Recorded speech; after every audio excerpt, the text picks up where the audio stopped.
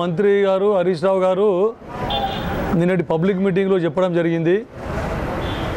ఆయనకు కిష్టారెడ్డి గారి కుటుంబం గురించి మాట్లాడే అర్హత అసలే లేదని చెప్పక తప్పదు.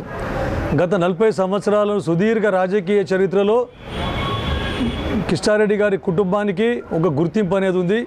ప్రజలలో ఒక నమ్మకం అనేది ఒకటి ఉంది.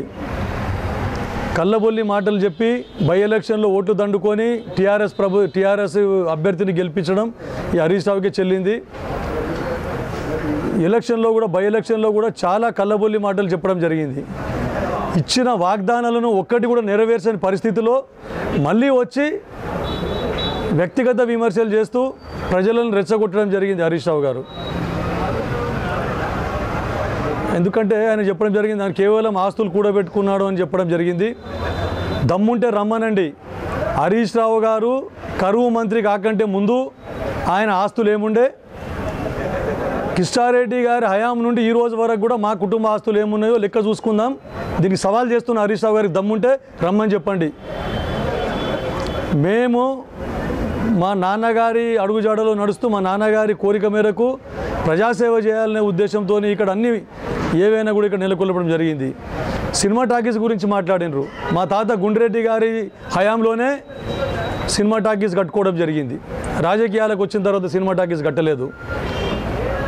తర్వాత ఆసుపత్రి అని చెప్పి కాలేజీ అని చెప్పినారు. మా సిస్టర్ మెమోరియల్ మా చెల్లె చనిపోతే ఇక్కడ ఆడపడుచులకు విద్యకు దూరం అవుతూ ఉన్నారు, ఎవరు కూడా జూనియర్ డిగ్రీ కాలేజు గవర్నమెంట్ సెక్టర్లో లేదు అని చెప్పేసి కాలేజ్ స్థాపించడం జరిగింది. ఎంతోమంది కేవలం 50 రూపాయల ఫీజు మీద దాని నుంచి గ్రాడ్యుయేట్ అయిపోయి ఎంతోమంది ఈరోజు ఉద్యోగాల్లో స్థిరపడ్డారు. ఇది హరీష్ రావు గారు గమనించాలని చెప్తా ఉన్నాను. తర్వాత ఒకవేళ నా హాస్పిటల్ గురించి మాట్లాడడం జరిగింది.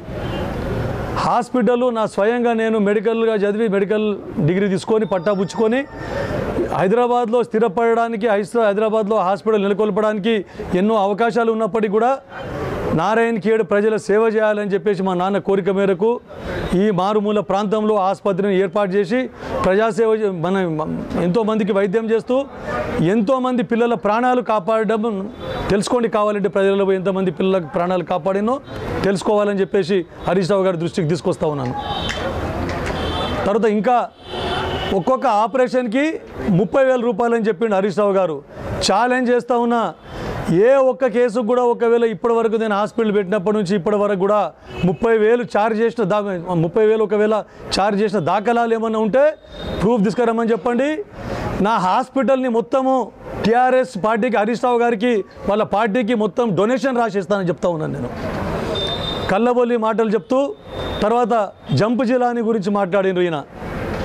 జంపు జిల్లాని ప్రోత్సహించింది మీరు.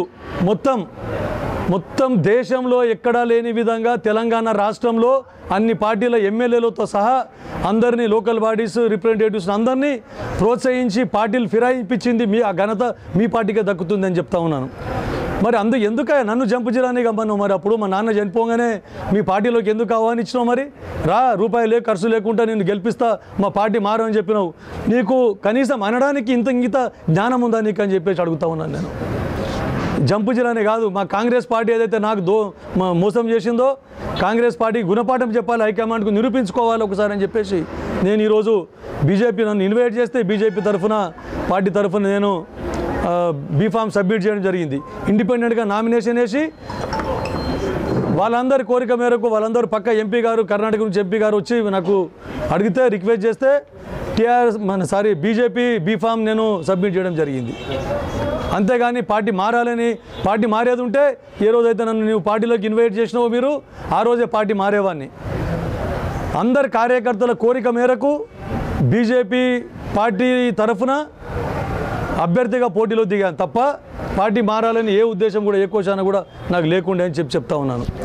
తర్వాత ముఖ్యంగా 1,00,000 ఎకరాలకు నీళ్ళు ఇస్తామని చెప్తా ఉన్నారు మీ ముఖ్యమంత్రి.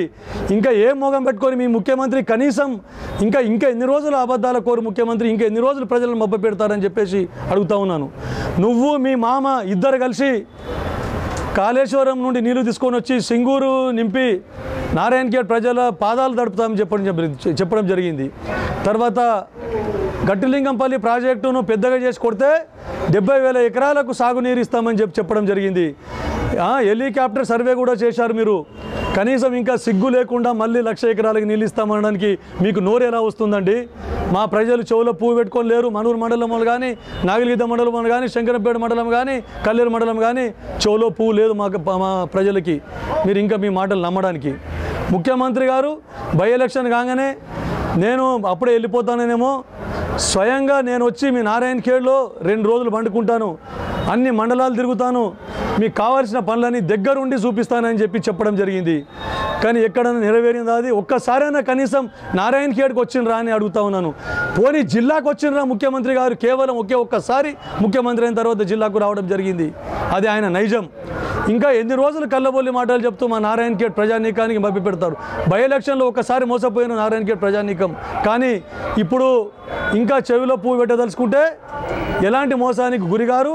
ఖచ్చితంగా మీకు బుద్ధి చెప్తారని చెప్తా ఉన్నాను. తర్వాత ఆస్తుల గురించి మాట్లాడుతూ ఉన్నారు. I'm a professional, I'm a doctor, I'm a pediatrician. Harish Rao garu అది గమనించాలని చెప్తా ఉన్నాను. నీలాగా రోడ్ల మీద మీ మామ ట్రాన్స్పోర్ట్ మినిస్టర్ ఉన్నప్పుడు ఎంవీఐల దగ్గరికి, ఆర్టీఓల దగ్గరికి బ్యాగులు పట్టుకొని నెల మామూలు వసూలు చేయడానికి తిరగలేదు. నేను from the beginning I'm a profession, I'm practising in నారాయణఖేడ్లో మా ప్రజాసేవ చేస్తూ డబ్బు సంపాదించింది తప్ప రాజకీయంగా ఏ ఒక్క రూపాయి కూడా సంపాదించలేదు మేము కానీ మా కుటుంబం కానీ. రాజకీయాల్లో ప్రొఫెషన్ తరఫున ఖర్చు పెట్టామే తప్ప సంపాదించి రాజకీయం ఖర్చు పెట్టాం తప్ప రాజకీయంగా ఏం ఖర్చు పెట్టలేదు. కావాలంటే ఛాలెంజ్ చేద్దాం. మీ ఆస్తులు ఏమున్నాయో, మీ మామగారి ఫామ్ హౌస్ ఆస్తులు ఏమున్నాయో, మా ఆస్తులు ఏమున్నాయో చూద్దాం. కావాలంటే ఇది ఛాలెంజ్ అని చెప్తా ఉన్నాను. ఏది చేసినా నారాయణఖేడ్ నియోజకవర్గ అభివృద్ధి గురించే కిష్టారెడ్డి కుటుంబం పాటుపడింది తప్ప ఆస్తులు కూడబెట్టుకోవాలనుకుంటే ఎన్నో ఆస్తులు కూడబెట్టుకోగలుగుతుంటుంది. మీలాగా హైదరాబాద్లో, జైరాబాద్లో, ఎక్కడ సిద్దిపేటలో బినామీ పేర్ల మీద మేము ఆస్తులు కూడబెట్టుకోలేదు. ఏది చేసినా ఎడ్యుకేషన్ ఇన్స్టిట్యూషన్స్ పెట్టినా, హాస్పిటల్స్ పెట్టినా, తక్కువ ఫీజులతోని ఇన్స్టిట్యూషన్స్ రన్ చేసి మా నియోజకవర్గ ప్రజలకు సేవ చేసినామే తప్ప మేము ఆస్తులు కూడబెట్టుకోవడానికి కాదని చెప్పేసి హరీష్ రావు గారి దృష్టికి తీసుకుపోతా ఉన్నాను. అమిత్ షా గారి గౌరవంలో పబ్లిక్ లేదని చెప్తున్నారు సార్. అదేమంటారు చూడు, గుమ్మడికాయ దొంగ అంటే భుజాలు తడుపుకున్నట్టుంది మన ముఖ్యమంత్రి గారి సంభాషణ. ఎందుకంటే కనీసం ఆయన ఒక ముఖ్యమంత్రి స్థాయిలో ఉండి ఇంత నీచమైన విమర్శలకు దిగజారడం ఆయనకే చెల్లింది. హెలికాప్టర్ చుట్టూ ఉన్న ప్రజలు అమిత్ షా గారి మీటింగ్లో లేరని చెప్తా ఉన్నారు. నిజం చెప్పాలంటే అమిత్ షా గారి మీటింగ్లో టెంట్ బయట నిలబడిన ఎంతమంది అయితే జనాలు ఉన్నారో అంత జనాలు కూడా వాళ్ళ సభలో లేరని చెప్తా ఉన్నాను. టెంట్ బయట ఉన్న జనాలు వాళ్ళ మీటింగ్కి అంటే ఎక్కువ ఉన్నారు మా దగ్గర. అది గమనించే ఇంకోటి నన్ను టార్గెట్ చేసి మాత్రమే విమర్శిస్తూ ఉన్నారు. సరే, కానీ ఇది వ్యక్తిగత విమర్శలకు దాడి చేయడం తగదు. హరీష్ రావు గారు ఖబర్దార్. మేము అనుకుంటే నారాయణఖేడ్లో మిమ్మల్ని తిరగనీయకుండా కూడా చేస్తామని చెప్తా ఉన్నాం. గుర్తుపెట్టుకోండి, ప్రజలను రెచ్చగొట్టదలుచుకోలేదు మేము. మీరు చేసిన ఘనకార్యానికి మేము ప్రజలు రెచ్చగొడితే ప్రజలు మిమ్మల్ని నారాయణఖేడ్లో కూడా అడుగుపెట్టనియరని చెప్తా ఉన్నాం. ఈ వీడియో మీకు నచ్చినట్లయితే SKS Fly టీవీని సబ్స్క్రైబ్, లైక్ చేయగలరు.